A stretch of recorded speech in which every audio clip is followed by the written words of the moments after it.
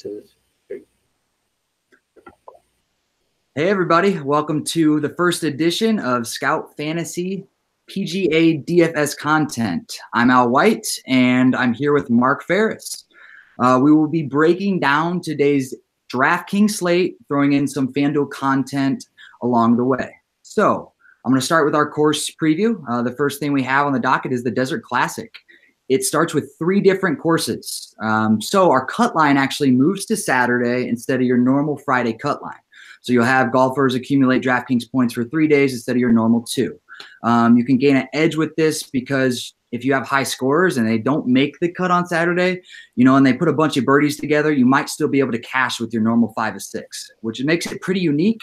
The 3 courses, Stadium course, PGA West, will be played 2 separate times. That will be the final round on Sunday, and that will be rotated in. Golfers, make sure you check tee times because there are some shots gained discrepancies between La Quinta. That is the easiest course of the 3. And then it goes into your Nicklaus course, PGA West Nicklaus course. That is your second easiest. And then your Stadium course, which they play 2 times, is your most difficult course with strokes gained. So be aware that there are 3 courses being played, and only ShotLink and Shot Tracker, I think, are only on the Stadium course this week. So if you are trying to track it on your phone, you will not be able to see the La Quinta coverage. You'll kind of just be in the dark, which is a little bit of a bummer. Yeah, that's right, because a couple years ago when Adam Hadwin shot 59, you only got to see about 4 holes of play. So yeah, I think they tuned in at like hole 17 or something crazy. Yep. All right, so Mark, we're going to start 10K and above. So we're rolling with Adam Hadwin at 10K all the way up to Jon Rahm, our defending champ, at 11.6. Give us your point of view on those top golfers. Well, there's a lot fewer players above 10K. Well, typically there's anywhere from 5 to 9. This week we only have the 5. Right now, my gut, which is, you'll find out Al does a lot of statistical stuff, and I'm more the gut person here. But my gut tells me right now that Patrick Cantlay is going to perform well. Jon Rahm, of course, is a defending champion, and he's kind of a guy that comes out and doesn't give up. So you'll probably see him in the mix all 4 days as well. Justin Rose has to defend the number one position in the world golf ranking, so he's going to give it everything he has. I would say out of the guys above 10,000, my favorite is probably Patrick Cantlay, followed by Jon Rahm. The only reason I would put Justin Rose third is Justin Rose hasn't played since November, where Patrick Cantlay hasn't either, but he doesn't have to defend number 1, so he's got less to worry about. Jon Rahm, of course, played in the Century Tournament of Champions, so he's got some play in 2019 under his belt. So basically, I would put those 3 in that order. Okay, awesome.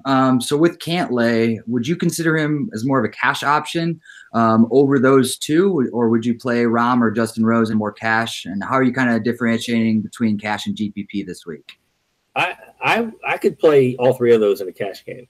Okay. I think all 3 of those are good odds to make the cut, and especially with the 3 days of play for every player, all 3 of those guys are capable of firing off 6 and 7 birdies around, or eagles, depending on the reachable par 5. So I could see any of those 3 in a GPP or a cash game.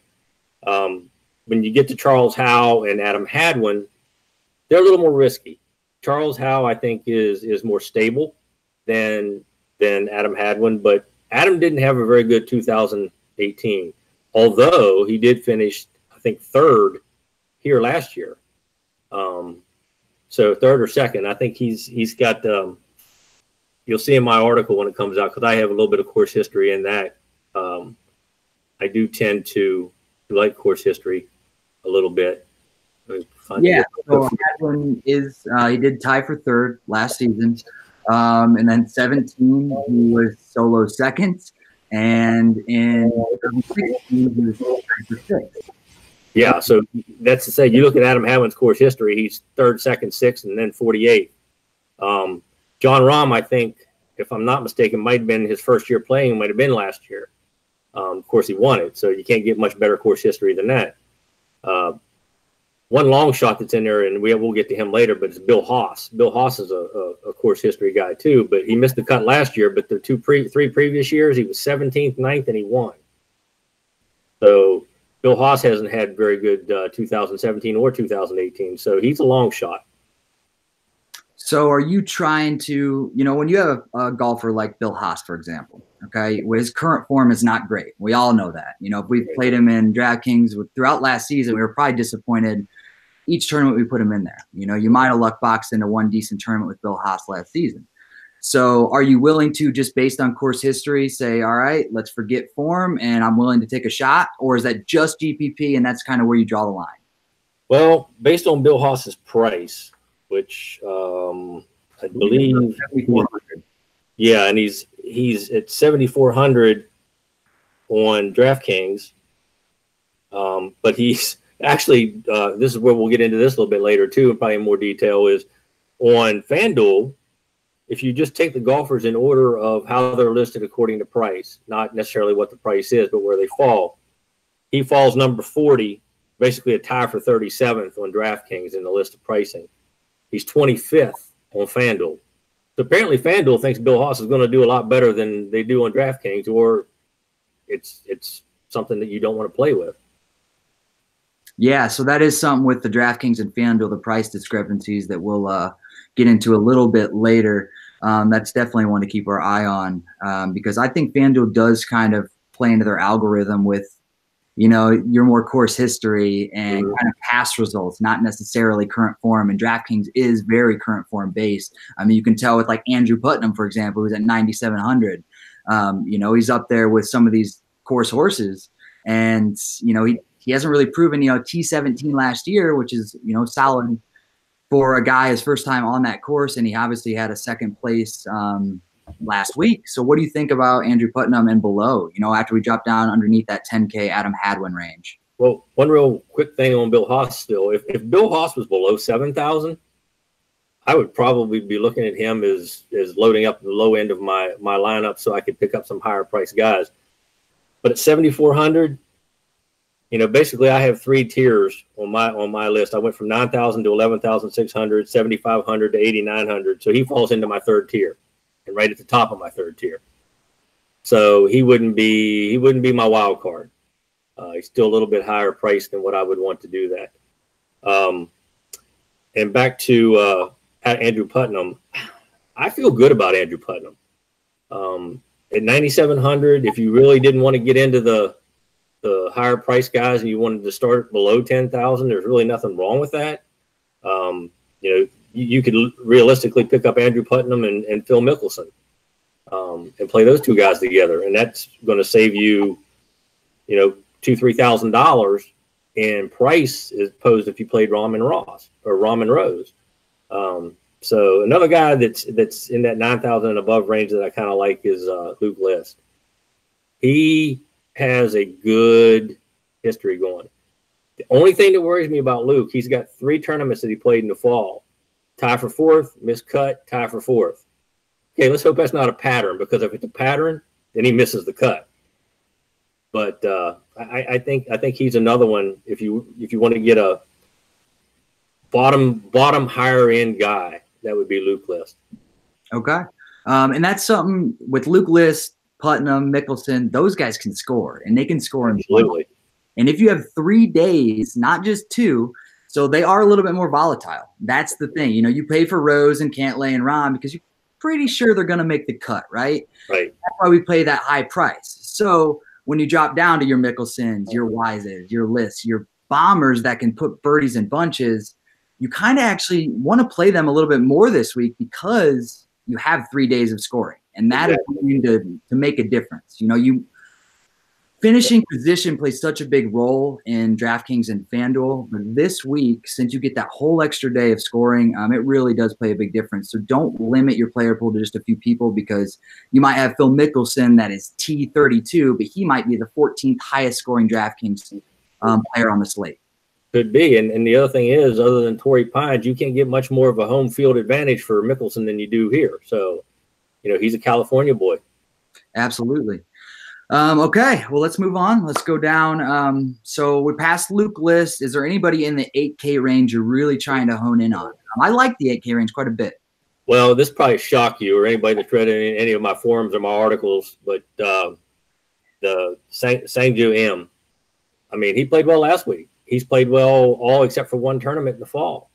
The guy's off the web.com tour. He won several tournaments on the web.com tour and advanced to the PGA Tour. He's holding his own. He's not setting the world on fire, but he's, below middle of the pack every week. So he would be one that I'd be looking at in the 8,000 range. Ryan Palmer's always he's always a good play. He's at 8,200 on DraftKings. Guy that's been playing well, and he played well in Hawaii, and we can't overlook him, even though I think he probably burned a lot of people last year a lot, was Hudson Swafford.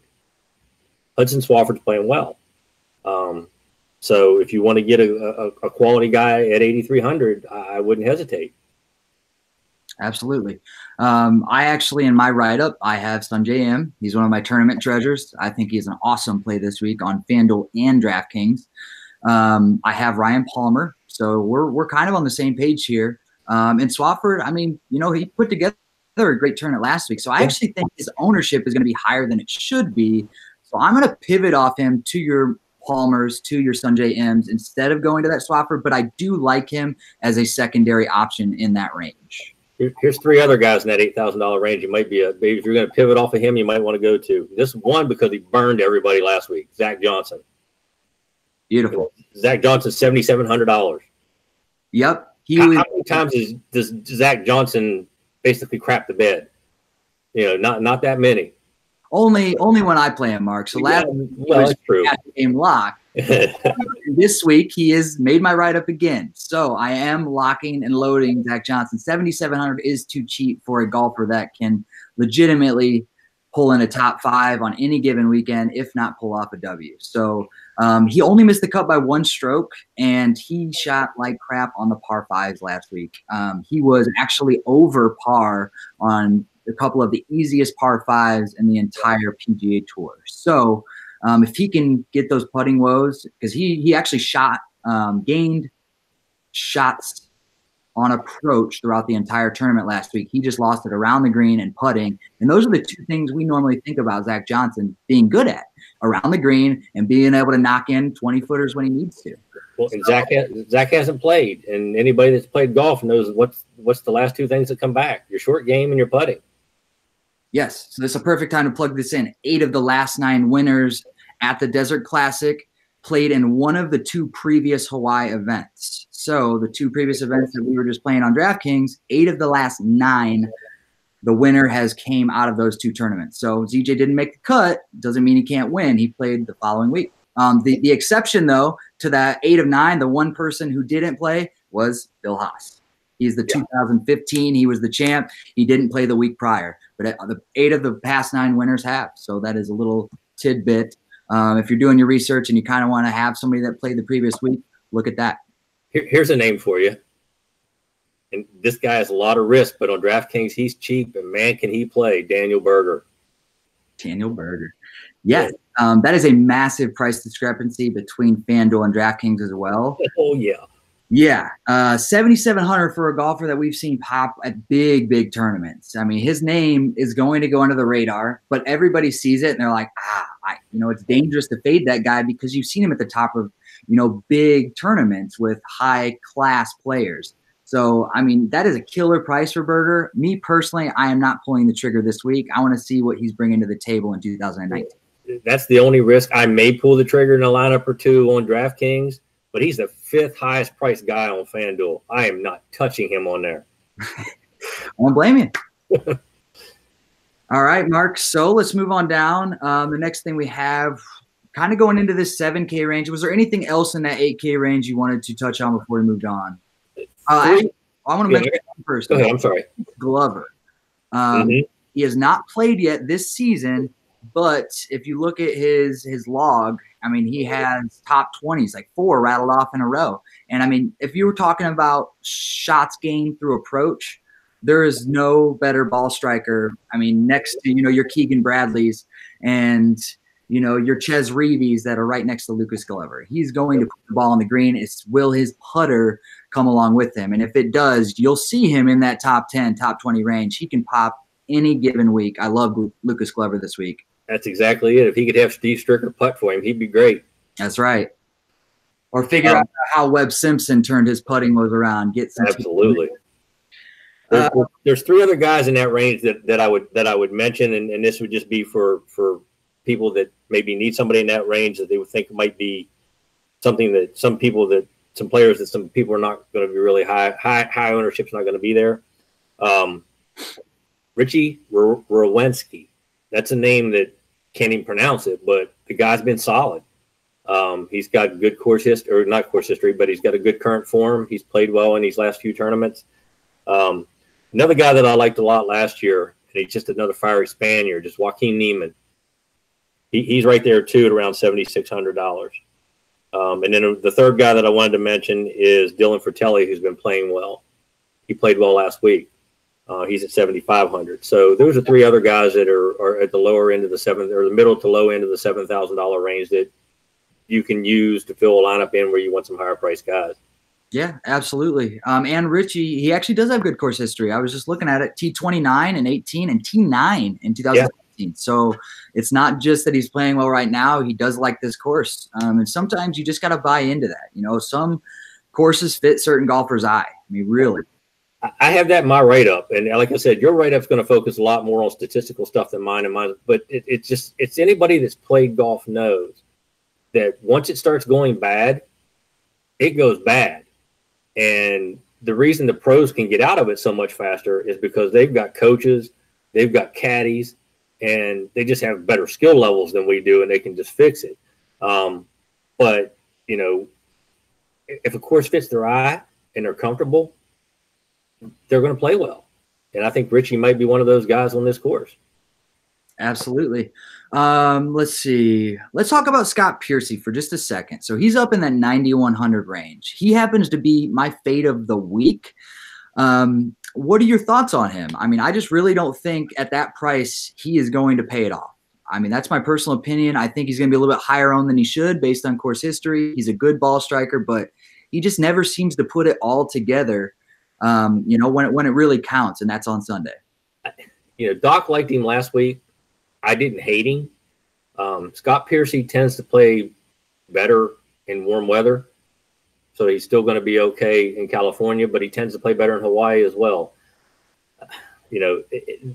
When he was in the $7,000 to low $8,000 range, it was enticing.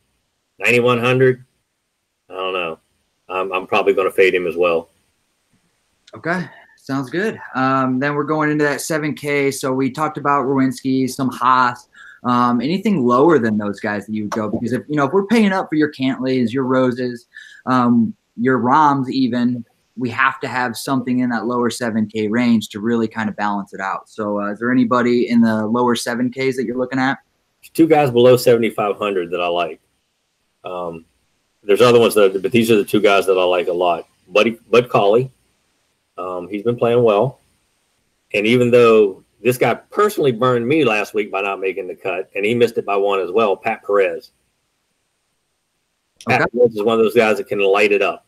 And when you're playing 3 days, like you said, 3 days of guaranteed birdies, eagles, whatever, Pat Perez can put some points on the board for you. I completely agree. I love Cauley, and I love Streelman at 7K. I think that he's actually number 1 rank in my stat model for this course. Par 72s, under 7,200 yards. He lights it up in the past 36 rounds. He's actually leading the field. He's top 3 in shots gained approach. He is number 1 in tee to green, which is extremely important, especially when you get to the stadium course, because there's a lot of water. It's a Pete Dye design, so there's going to be a lot of water-ridden courses, deep bunkers. So you want to make sure that your approach shots are getting on the green. And if they don't, he's actually top 5 and around the green on these type of courses. So he doesn't have great course history, and I don't necessarily know why that is. Maybe because it is such a scorer's paradise, and he is, he's consistent. But at 7K, I just feel like that's too cheap for Kevin Streelman this week. What are your thoughts on him? You can definitely take a shot on him at 7,000, even if he's playing bad. I mean, and I think maybe his recent form hasn't been the greatest, but compared to at one point in time, he was a lock and load. I mean, he was always priced low, and you can guarantee he's going to make the cut. In the past year or so, he hasn't been, but $7,000 is definitely worth the risk.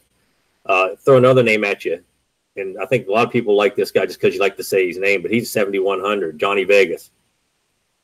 Johnny Vegas. Nice. He actually popped last year at this course. Yep. But he's a bomber, though. It doesn't really fit this course mold to me. Do you know any certain reason why he played well last year? I mean, is there anything that popped? Because I feel like this isn't a good course for him. The only thing that I can think, because like you said, you don't need to be a bomber on this course, which is another reason which is another reason why Zach Johnson's there. But maybe it fits his eye. These three courses may fit his eye. And bomber or not, he can, if he can gear back to a 3-wood and hit it as far as some of these guys hit with the driver, maybe that's the advantage for him. And maybe he's got the ability to do that on this course because he likes the way it looks with his 3-wood or a long iron. So, that may be it. Yeah, I mean, clubbing down, absolutely, that's an approach. I mean, but you can't say the bombers aren't because, John Rahm can mash the ball, and he was your champion last year. I know he's a different level of golfer, but once you get, over 300 some yards, sometimes it puts you in more trouble. But John Rahm, he'll punch it out there, and he'll make it work wherever he's at on the course. And Johnny Vegas, he needs to put it in the fairway, and that's kind of what I'm worried about this week for him. There's a difference between bombers that can keep it in play even though it's in the rough, and bombers that they have nowhere where it's going even though it's going 350 yards. If it goes 350 yards and it's behind 6 trees, it doesn't matter how far it went. Agreed. Yeah. What about, so 2 course horses I want to mention down this lower range. Duffner, who has not had a great season last year, who started off last week at 4 under in round 1, and I thought he was going to end up having a good weekend, but he ended up disappointing, and he actually ended up missing the cut, I believe, last week. And before last season, he's T36, T25, and then 2016 he was first in this tournament, and he was cut in 2015. Do you have any thoughts on Duffner this week? At 7,400, I'm willing to take a shot. I honestly think I'm more willing to take a shot on him at 7,400 than I am Bill Haas. I agree.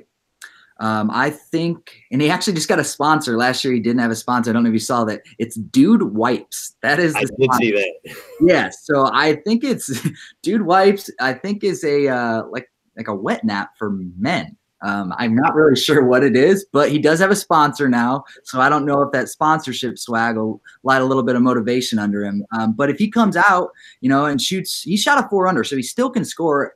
And that was a course that is a little bit harder than this course. And if he's won, I just need him to put together 2 to 3 decent rounds. And, at 7,400, he doesn't have to be, top 20. He can be top 30, but do some good scoring along the way. And I'm happy with that.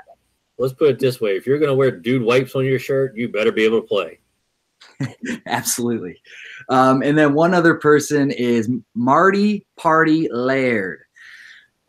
This guy cut last season, but before that, T9, T49, T15, T25. So he put together a pretty decent 2018 end of his season. He actually put together a good couple tournaments. You think he's going to pull that into this season, or do you think it's just he's getting a little bit too old, not really going to bring what he used to the table? The biggest problem I have with Martin Laird, and I know I've got him in a lineup or two, simply because at 7,300, it's worth a risk, and his course history is just there. You don't see a whole lot of him because he plays a lot on the European Tour. So you only see him in a few PGA events, the majors, things like that. But in this type of format, in these 7,200 and below on the courses, I don't think age is going to going to give him a problem as far as being able to play these courses. I wouldn't think twice about using him in a lineup or two because I did. Okay. Yeah, I've thrown in a couple dollar GPPs as well. He can put together some good birdies in a row. And, on that DraftKings, if we can get 3 in a row, we're always looking for that bonus. I mean, that is huge. Right. So if we can string a couple birdies together on DraftKings, that's how we create our edge, especially with the 3 courses. Any darts under 7K, I'll start. Brandon Harkins. He kind of came onto the tour last season. He was 8 last year at this tournament. He can score, man. He really can. This kid can put together some very impressive stretches of holes, and then he can follow that with some very discouraging stretches of holes. Yeah. There's any young golfer, but, if you see a guy like that on his first time around the track get tied for 8, that's impressive. Do you think he can come back and repeat anything remotely near a top 8? Top 8 might be a stretch. Top 20, I'll take it at that price. 2 names that I like down here, and one of them is the foreign contingent as well, is Wee Kim. He's got the same ability, to throw some low numbers out. He can also throw some high numbers out there, which is why he's down where he is. The other name that I like, and it's weird to me because unless FanDuel has updated their entrance, he's not even on FanDuel's list, but he's on DraftKings. Dominic Baselli. The first time I remember hearing the name Dominic Baselli was because he was in contention at this tournament. I don't know if it was last year or the year before. I think it was last year, might have been the year before, but he's been in this tournament before. Yeah, and he popped last week. He had a really good tournament, and I think last week, so he was on the verge of losing his PGA Tour card, and then he chose to do the Sony Open prior to doing this, and he kept his card, and he got exempt for another tournament. So right now, he's kind of needs to play well to keep his PGA Tour card. Otherwise, he's going to end up back in the web.com. And if golf's not a game of motivation, I don't know what sport is. Look at Ian Poulter last year. He had to win to get into the U.S. Open? Correct. Yeah. And how many times did he come close? And then the week before, he finally did it. Yeah, so, absolutely. And Dominic Baselli's only $6,400. Yes, and he can score. I mean, last week he was, I think, 14 under was his final. I mean, that's a pretty dang good tournament for a guy that you could have got at, I think it was $6,400 last week. If you're going to tell me, even if he scores 14 under here and he's top 45, that's good return on investment at $6,400. 10x, you only have to get 64 points out of him. Absolutely. 3 days of play, that's doable. 100%. So, are you planning on going more balanced, or are you planning to go a little bit more stars and scrub with your lineup build this week? I think I'm going more balanced. That's not to say, because I know you and I have talked, and we both like that $1 GPP where it's a winner take all, and at $1 you can, and that's kind of how I build my lineups. I'll put 5 or 10 entries, mainly usually 10 entries in that, build my lineups off of that, and then use those lineups to fill in other places that I want to play in certain tournaments. But I will probably take at least 1 or 2 shots with stars and scrubs. Okay. And then if you are starting your stars and scrubs, so you said you're playing Cantley. Is that kind of where you're going to start then at your top level of golfer? Or are you going to go all the way up to Rahm and try to hammer that past champion thinking he can repeat? That was something I was just trying to look up here because I think, and I did it probably in the middle of the night, and I don't remember what I did, but I think I did start a lineup with, let me find it here. I started a lineup with Rahm and Rose. Beautiful. So is Baselli in that lineup then? He is. There you go. That's how you do it right there. Right there. Him and Jason Kokrak and Ryan Armour. Okay, nice. I mean, and then I went with just the love of the game and the guy's grandfather, Sam Saunders. There you go, Sam Saunders. And every single person you just said on that roster, I wouldn't be surprised if I saw all of them over 10 under, because they can all score. And that's really what you're trying to do this week. I cannot emphasize that enough. We want people that are going to put birdies on the board, okay? Every other week, we're going to be preaching cut line to you. But this week, you're only missing out on 1 day of play. So you're not going to lose that much ground. Absolutely. And if they suck the first 2 days, who knows? They go out there, shoot an 8 under on that Saturday, and they make the cut anyways. That's exactly.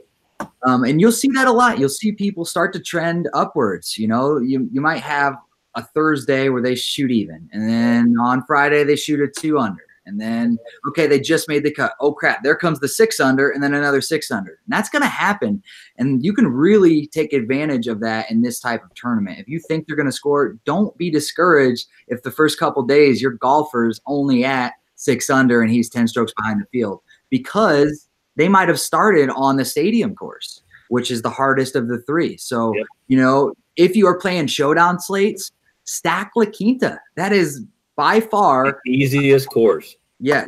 So if you're doing showdown, La Quinta, okay? And like, don't be afraid, because a lot of people are probably going to be taking that approach to showdown. You know, maybe do 4 La Quinta golfers, 1 stadium, and 1 at Nicklaus, or 2 Nicklaus. Don't just do all La Quinta, because you might have the exact same lineup as 10 other people at that point. Yeah, exactly. That's what happens a lot in showdowns. Yeah.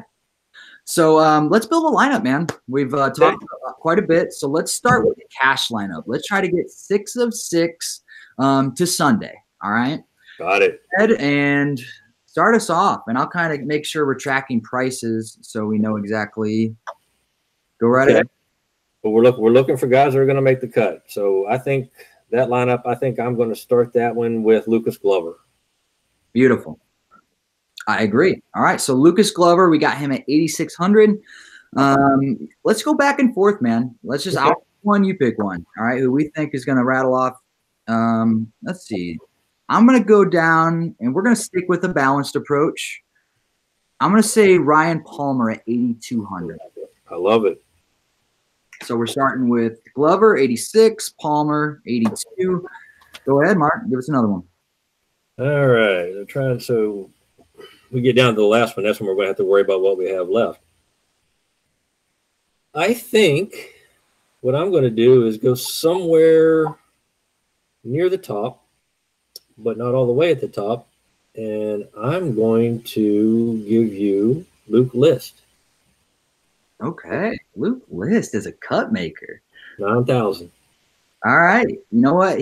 I'm hoping that's not a pattern. I'm hoping it's T4 miscut, T4, T4. Exactly. I was going to say with Luke List, you know, this tournament's a little bit different for cash, and we've been saying this over and over again, but Luke List is a good cash play this week because he can just score a bunch of points. And even if he doesn't make the cut, you can count on 14 birdies and then 14 bogeys to follow it. That's exactly right. Points will be there whether he makes it or not, but I think he's going to make it.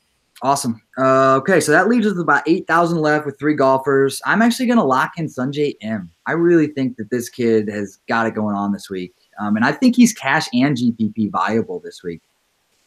Okay. No, I agree. I mean, he'll probably be in 3 or 4 of my lineups.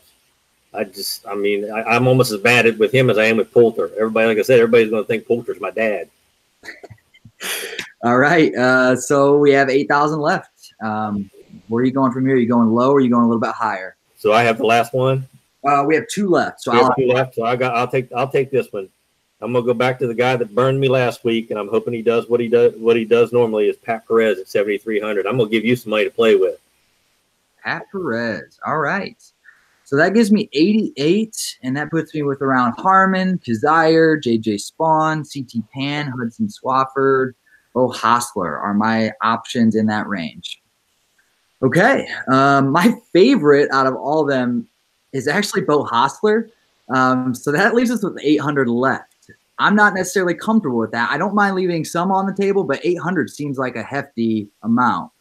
Is there anywhere else you'd want to pivot? Let's do this.